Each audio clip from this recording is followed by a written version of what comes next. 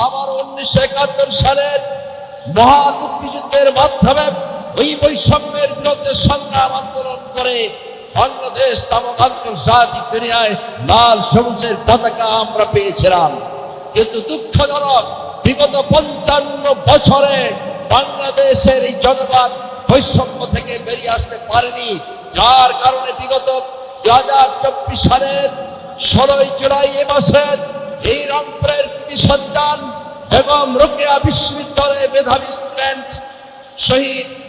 শহীদ আবু সাঈদের শাহাদাতের মাধ্যমে যে সরকার আজকে ক্ষমতার মস্তদে বিদেশের মাটি থেকে আজকে প্রধানমন্ত্রী অসংখ্য মামলা অপসারণ করে আজকে যারা সরকারে এসেছেন, অথচ দুঃখজনক হলেও সত্য যারা পার্লামেন্টে বলেছেন জুলাই শরৎ তারা নাকি অক্ষরে অক্ষরে বাস্তবায়ন করবেন, আমরা অনতিবিলম্বে জুলাই শরতের বাস্তবায়ন দেখতে চাই।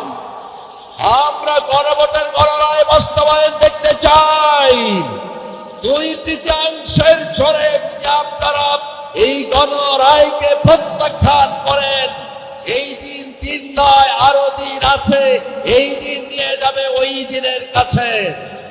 সুতরাং বাংলাদেশের জনগণ পারে ক্ষমতায় বসাতে, আবার বাংলাদেশের জনগণ পারে ক্ষমতা থেকে টেনে হিসেবে নামাতে। আমরা রংপুরবাসী কৃষ্ণ মহাপরিকল্পনা বাস্তবায়ন আমরা দেখতে চাই।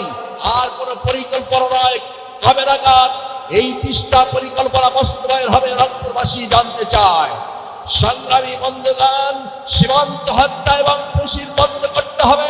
বাংলাদেশ আর কোন দাবেদারি রাষ্ট্র ব্যবস্থা চায় না। বাংলাদেশ একটি স্বাধীন সার্বভৌম রাষ্ট্রের নাম।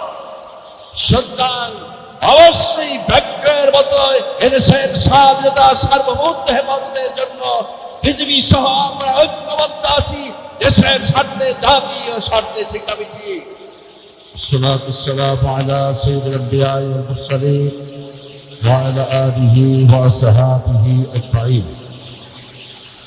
সংগ্রামী রংপুরবাসী, আসসালামু আলাইকুম রাহমাতুল্লাহি ওয়া বারাকাতুহু। গণভোটের গণরায় বাস্তবায়ন, তিস্তা মহাপরিকল্পনা বাস্তবায়নের কার্যকর ব্যবস্থা গ্রহণ, সীমান্ত হত্যা ও খুশি বন্ধ করা এবং জনদুর্ভোগ নিরসনের দাবিতে আজকে 11 দলীয় ঐক্যের বিভাগীয় সমাবেশের সম্মানিত সভাপতি, বিরোধী দলীয় চিফ হুইপ জনাব নাহিদ ইসলাম নাহিদ এমপি, আজকের প্রধান অতিথি যিনি বাংলাদেশ নিয়ে ভাবেন, বাংলাদেশের মানুষ নিয়ে ভাবেন, বাংলাদেশের জনদুর্ভোগ নিরসনের প্রেক্ষিতে এক প্রান্ত থেকে অন্য প্রান্তে ছুটে চলেছেন যিনি মানবিক নেতা, আমাদের প্রাণ প্রিয় নেতা, বাংলাদেশ জামাত ইসলামের সম্মানিত আমির এবং তৃতীয় দলীয় নেতা জনাব ডাক্তার শফিকুর রহমান, 11 দলীয় জোটের কেন্দ্রীয় জাতীয় নেতৃবৃন্দ, স্থানীয় নেতৃবৃন্দ ও সংগ্রামী রংপুরবাসী, আমরা এখনো পর্যন্ত বৈষম্যের শিকার, যে বৈষম্যের বিরুদ্ধে বিগত আন্দোলন সংগ্রাম করে ফ্যাসিস্ট সরকারকে বাংলাদেশ থেকে এদেশের ছাত্র জনতা, মজুর, তাঁতি, চাষি, শ্রমিক সকলে ঐক্যবদ্ধ হয়ে বিতাড়িত করেছিল। আবারও লক্ষ্য করা যাচ্ছে বাংলাদেশে আবারও বৈষম্যের শিকারী মানুষ আমরা হচ্ছি। ঠিক না ঠিক? সংগ্রামী ভাই সাহেব, যে বৈষম্যের বিরুদ্ধে আন্দোলন হয়েছিল পাক ভারত উপমহাদেশে 200 বছর ব্রিটিশ শাসন আমাদের স্কন্ধে চেপে বসেছিল, তাদের বিরুদ্ধে আন্দোলন করে এই পাক ভারত উপমহাদেশে 1947 সালে পাকিস্তান নামক একটি রাষ্ট্র হয়েছিল। আবার পাকিস্তান সরকার এসে বৈষম্য শুরু করেছিল।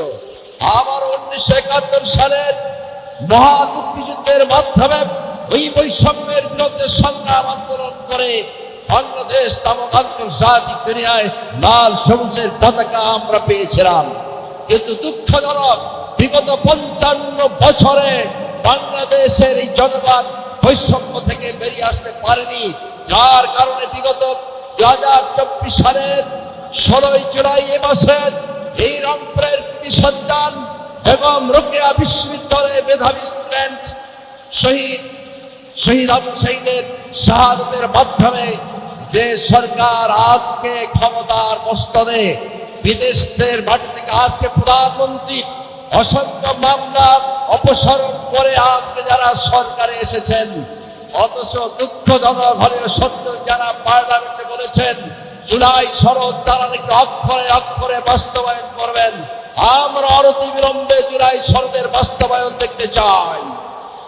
আমরা গণভোটের গণরায় বাস্তবায়ন দেখতে চাই। 2/3 জোরে যদি আপনারা এই গণরায়কে প্রত্যাখ্যান করেন, এই দিন নয়, আরো দিন আছে, এই দিন নিয়ে যাবে ওই দিনের কাছে। সুতরাং বাংলাদেশের জনগণ পারে ক্ষমতায় বসাতে, আবার বাংলাদেশের জনগণ পারে ক্ষমতা থেকে টেনে হিসেবে নামাতে। আমরা রংপুরবাসী তিস্তা মহাপরিকল্পনা বাস্তবায়ন আমরা দেখতে চাই। আর কোন পরিকল্পনা নয়, কবে নাগাদ এই তিস্তা পরিকল্পনা বাস্তবায়ন হবে রংপুরবাসী জানতে চায়। সংগ্রামী বন্ধুগণ, সীমান্ত হত্যা এবং খুশির বন্ধ করতে হবে। বাংলাদেশ আর কোন দাবেদারি রাষ্ট্র ব্যবস্থা চায় না। বাংলাদেশ একটি স্বাধীন সার্বভৌম রাষ্ট্রের নাম। সুতরাং অবশ্যই ব্যাঘ্রের মতো এদেশের স্বাধীনতা সার্বভৌমত্ব হেফাজতের জন্য বিজেপি সহ আমরা ঐক্যবদ্ধ আছি। দেশের স্বার্থে, জাতীয় স্বার্থে, শিক্ষাবিধি। সংগ্রামী বন্ধুগণ, সকলকে এক রাষ্ট্রপতি শুভেচ্ছা জানিয়ে আপনাদের সকলকে ধন্যবাদ জানিয়ে আমি আমার বক্তব্য শেষ করছি। আল্লাহ হাফেজ।